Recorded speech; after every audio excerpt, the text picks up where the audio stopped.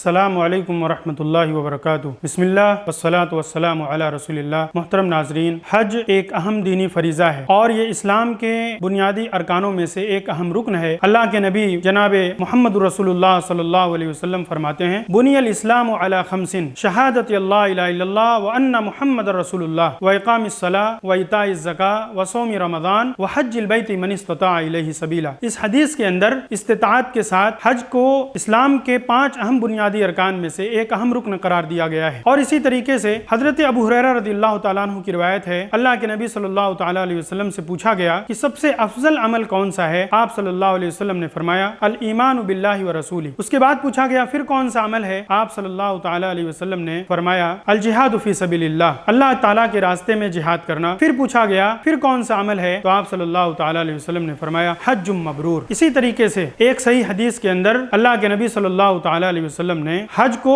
افضل جہاد قرار دیا ہے۔ اللہ رب العالمین سے دعا ہے الہ العالمین ہم تمام لوگوں کو اتنی طاقت اور استطاعت دے کہ حج جیسا اہم محتم بشان فریضہ انجام دے سکیں۔